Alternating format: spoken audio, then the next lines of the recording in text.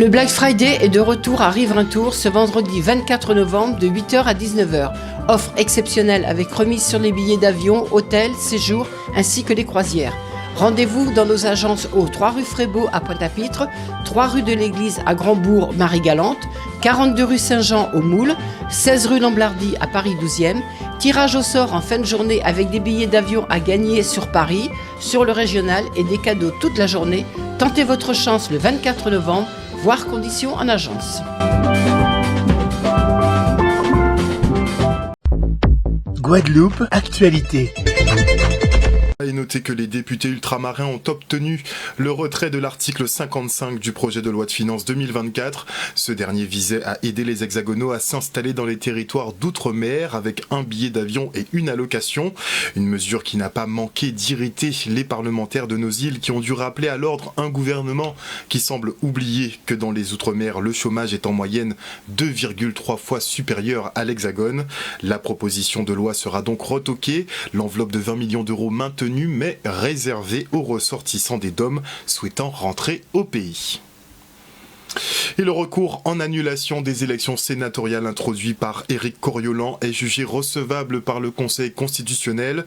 Une instruction est ouverte et les candidats Dominique Théophile et Solange Nadille devront s'expliquer sur les irrégularités signalées par le leader de Sentinelle Guadeloupe, à savoir l'organisation de repas au conseil départemental le jour de l'élection, la rediffusion de la plénière du département sur notre antenne et la mise à disposition d'autocars et de billets de bateau pour les grands électeurs. Et on fait un retour maintenant sur cette conférence débat autour de la violence faite aux femmes à Sainte-Rose. Initiée par l'association Maoganila, il s'agissait de sensibiliser tout un chacun sur ce fléau.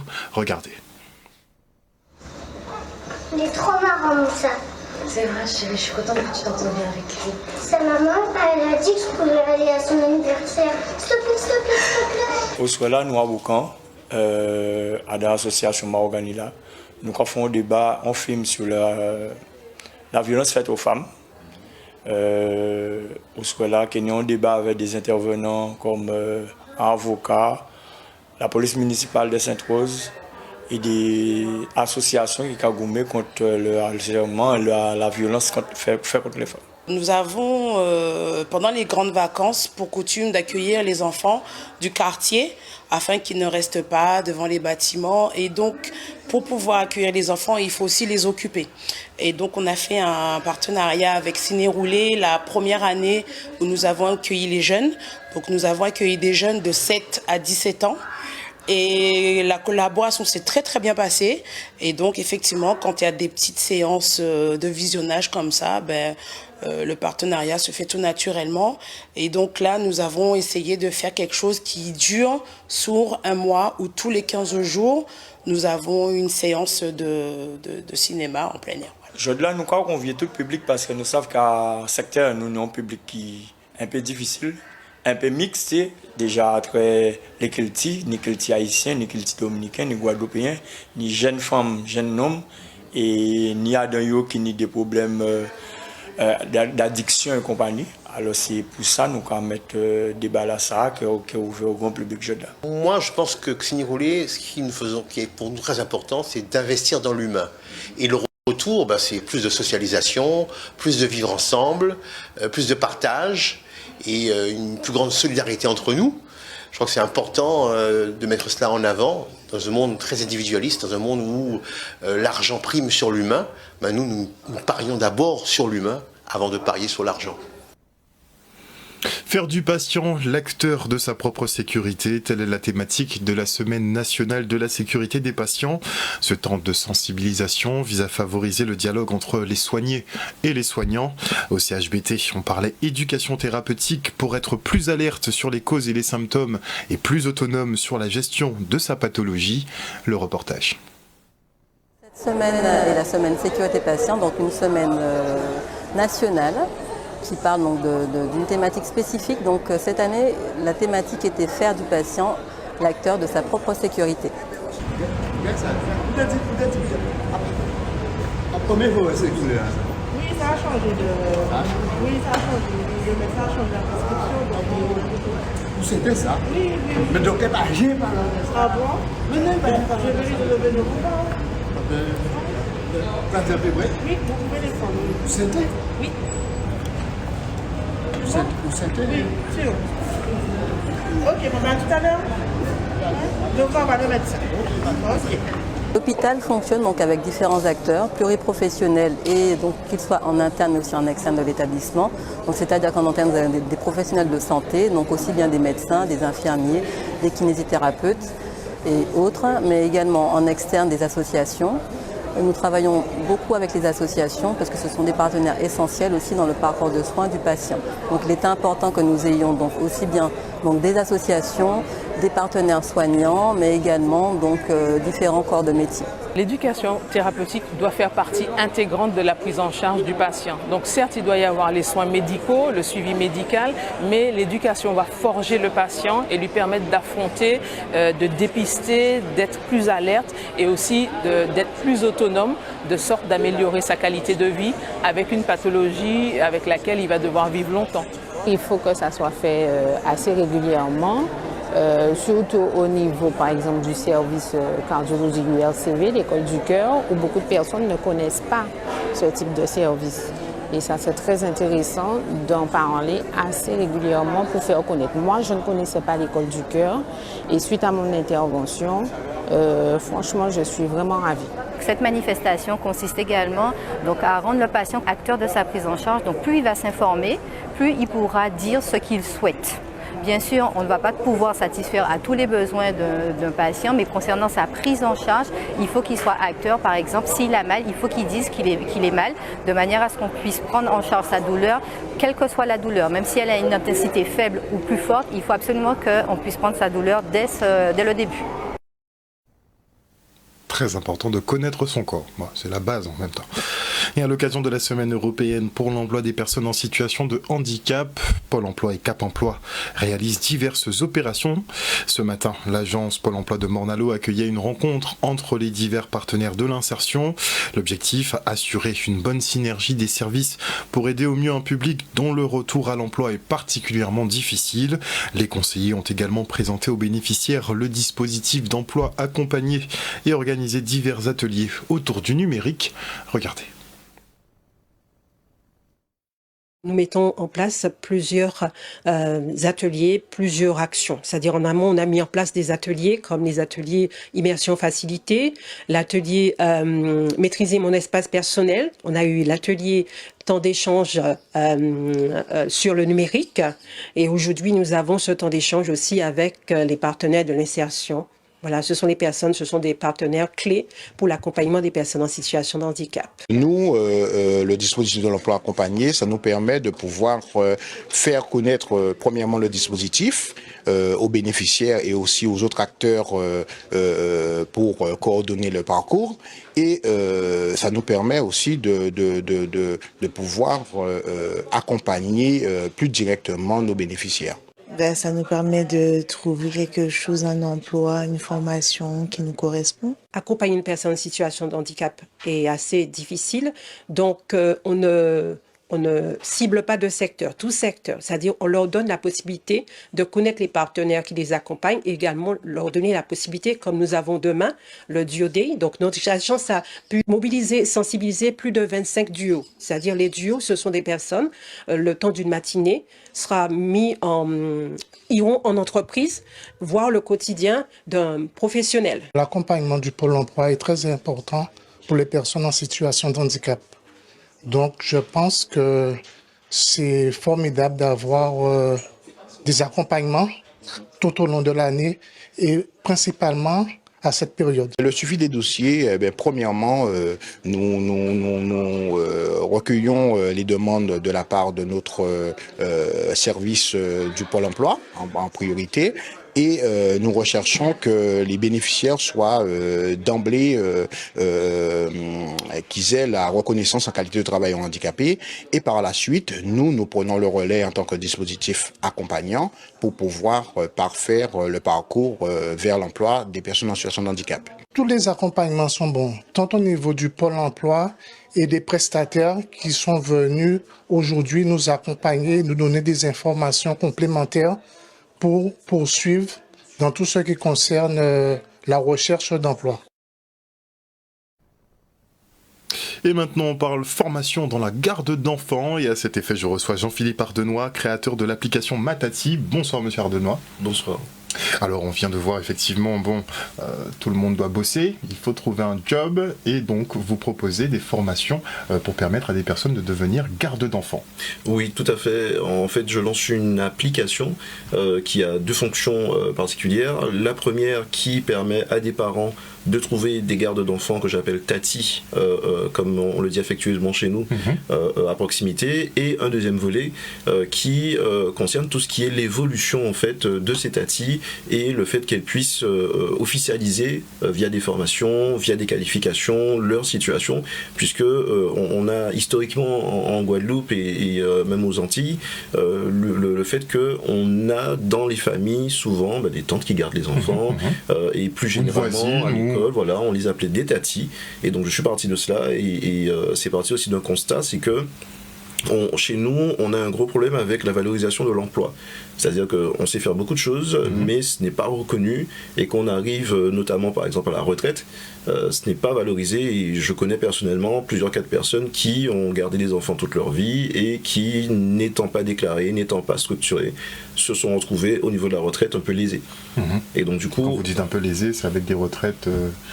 Oui, très réduite, quelques centaines d'euros à peine. Voilà, à peine. Et donc du coup, pour pouvoir répondre à cela, j'ai eu à rencontrer un certain nombre d'administrations, un certain nombre de personnes, de spécialistes, puisque ce n'est pas mon domaine, moi je suis plutôt sur le numérique, et qui m'ont dressé le même constat, c'est qu'il y a un manque de visibilité des formations qu'il y a pour ce type de personnes, et il y a aussi un souci pratique de tous les jours pour les parents qui ont besoin de trouver les enfants. Par exemple, quand une école doit fermer, on a vu ça régulièrement avec les écoles qui doivent fermer par manque d'eau ou par problème d'hygiène, où les parents se retrouvent un peu coincés parce qu'ils sont au travail et où ils n'ont pas de moyens en quelques clics ou en quelques messages de trouver quelqu'un. Donc là, j'essaie de répondre à ces deux besoins. Donc l'urgence du parent. Pour la garde d'enfants, voilà. Et donc la professionnalisation aussi au niveau de ces métiers. C'est intéressant effectivement, puisque on a des métiers qu'on pratique plus en job finalement, en job ou black, mais ce sont de vraies professions, mais ces personnes souvent ont déjà un certain âge, donc est-ce que les formations sont abordables en termes de temps, en termes de contenu pour ces personnes ? Alors, en faisant des recherches pour créer cette application Matati, j'ai découvert énormément de choses justement au niveau de la formation, où il y a énormément de formations qui existent pour les tatis, et en entrant en contact avec des formateurs qui sont partenaires de ce projet, j'ai pu remarquer qu'il y avait vraiment une organisation qui permettait à chacun de monter en niveau, quelle que soit sa compétence, quel que soit son âge, quel que soit son niveau de départ. Et ça, j'ai trouvé ça très intéressant, et justement, ça me motive encore plus pour ce projet d'application. Parce que concrètement, à terme, vous voulez que les parents soient mis en relation avec des personnes qui soient certifiées, dont on peut effectivement avoir un peu le CV comme preuve de qualité pour les parents ? Tout à fait, puisque quand un parent doit confier ses enfants à quelqu'un, la première chose qu'il recherche, c'est la confiance. Au-delà de l'urgence, c'est surtout la confiance de pouvoir avoir quelqu'un qui est qualifié, qui a des antécédents, qui est capable.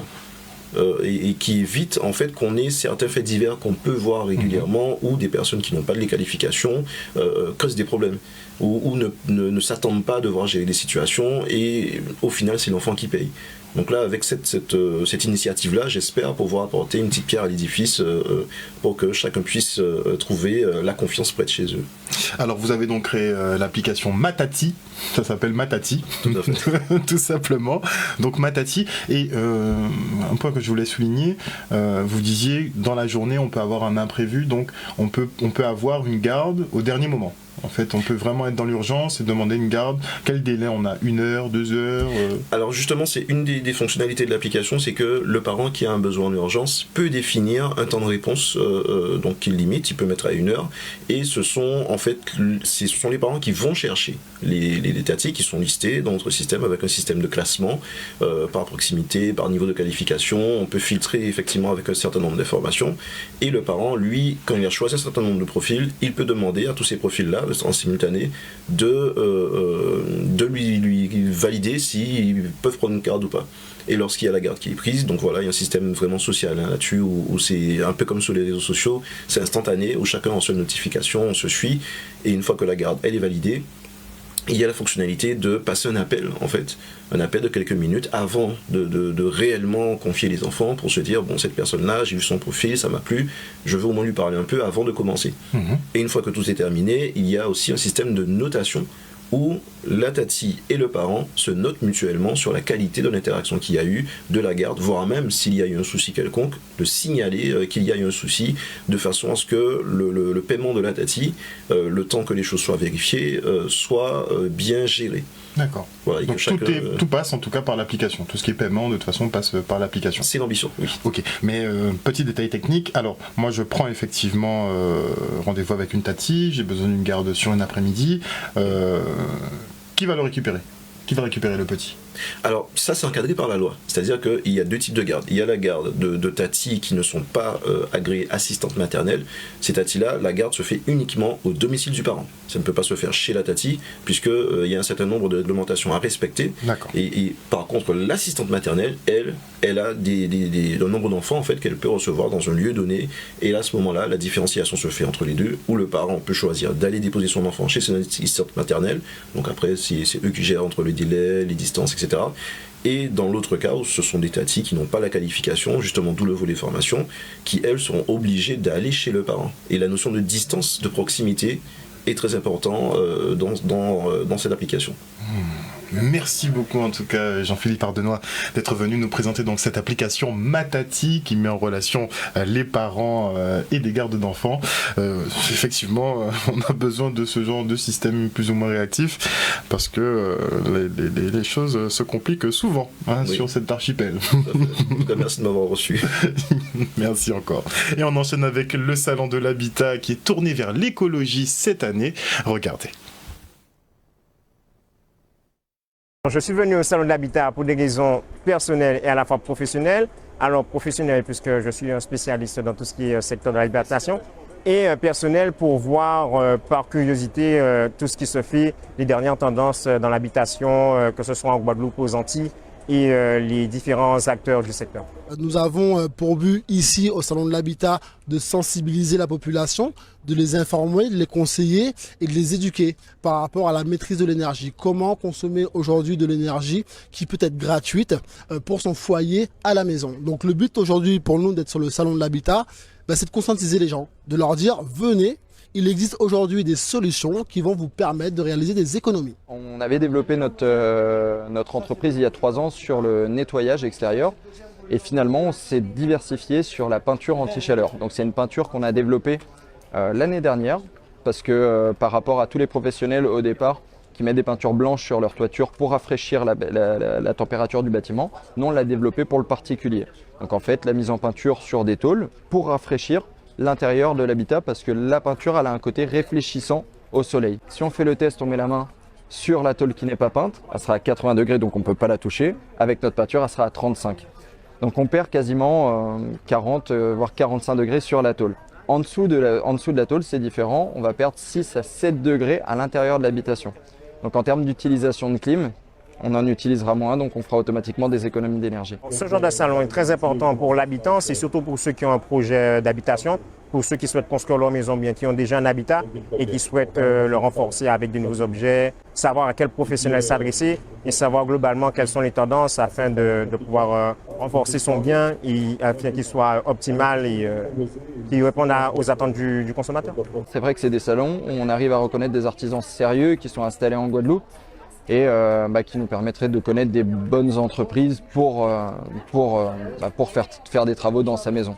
Je pense que c'est hyper important de faire des salons de l'habitat et il est très bien organisé en Guadeloupe. Un reportage de Solène Fèvre. Et chaque année, tous les élèves du collège Alexandre Isaac aux Abîmes participent à une course à pied dans les rues de Boiripo. Un cross cette année aux côtés de grands sportifs invités comme Mévin Gène ou encore Boris Karen. Le reportage. Aujourd'hui, c'est le cross du collège Alexandre Isaac et c'est une belle manifestation qui permet à tous les élèves de participer dans une course à pied dans les rues de Boiripo aux Abîmes. C'est un vecteur de cohésion, c'est pour ça que nous tenons à ce que cette manifestation soit annuelle et parce que ça rassemble toute la communauté éducative. les élèves, les enseignants, les personnels, les parents d'élèves et toute la direction, nous sommes tous à pied d'œuvre pour que ce soit une belle manifestation. C'est une occasion pour nous de montrer que de belles choses se passent au Collège Alexandre Isaac. Vraiment, nous avons une équipe dynamique d'enseignants, de personnel dynamique qui œuvrent pour la réussite des élèves et nous tenait à cœur de vouloir le montrer aussi ça, que ce soit, et je vous remercie Canal 10 d'ailleurs de nous permettre de véhiculer cette image.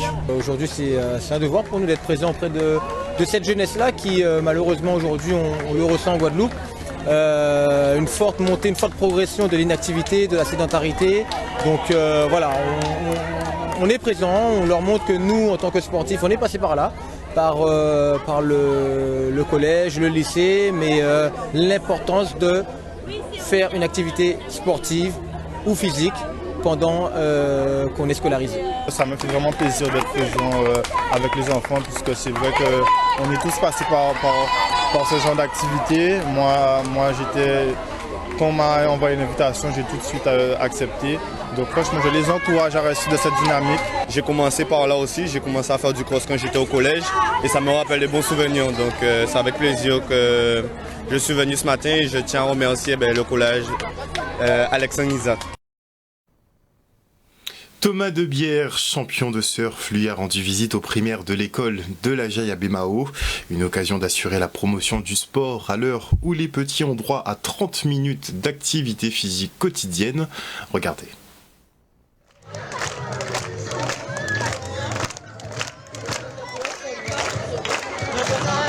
Représentez votre sport. Le programme APQ 30, c'est Activité physique quotidienne 30 minutes, vise à faire bouger chaque jour les enfants. C'est développer l'activité physique, c'est aussi permettre de calmer parfois le climat scolaire parce que les enfants peuvent se défouler et on se rend compte qu'en ayant une activité physique, ils arrivent aussi mieux à se concentrer dans les apprentissages. Aujourd'hui, nous nous sommes préparés pendant tout le matin pour pouvoir accueillir Monsieur Thomas Debière. Nous avons dessiné des planches, nous avons peint des planches et même dessiné des planches sur le sol de l'école. Je pense que c'est quelque chose qui est important, surtout à cet âge-là. On a besoin d'avoir un peu des sportifs ou alors des personnes qui nous inspirent à faire quelque chose. Et c'est vrai qu'en Guadeloupe, le surf qui n'est pas très développé, je pense que c'est aussi important que ces enfants-là puissent découvrir aussi une pratique qui est un peu différente de ce qu'on va pouvoir proposer aussi à l'école. Donc ouais, moi ça me fait vraiment plaisir de venir faire un peu découvrir ma passion ici. Ouais. C'est aussi un surfeur très détendu. Nous avons fait de la pokéball. C'est un petit jeu pour se détendre qu'on fait souvent l'après-midi. Nous lui avons fait faire un petit tour avec une pokéball pour voir s'il était doué. Je leur dirais de suivre une passion s'ils en ont une, que ce soit dans le sport ou dans n'importe quel autre milieu, mais que voilà, la vie est courte et que s'ils ont quelque chose, un rêve, qu'ils aillent le réaliser et le poursuivre parce qu'on n'aura pas des opportunités toute notre vie pour le réaliser. Nous avons fait ça en l'honneur de Thomas Debière. Toute la classe a fait ça et ça représente des surfeurs. C'est toutes les écoles qui sont concernées, donc évidemment on y travaille. Et une opération comme aujourd'hui avec Thomas Debière, qui est un champion de surf guadeloupéen, est aussi une manière de créer de l'émulation avec les élèves. Il fait partie de l'équipe de France des APQ 30. Il y a plus de 150 sportifs au niveau national qui se sont engagés pour venir soutenir cette APQ 30 en se présentant dans les écoles et en échangeant avec les enfants. O-News Radio sur outremernews.fr.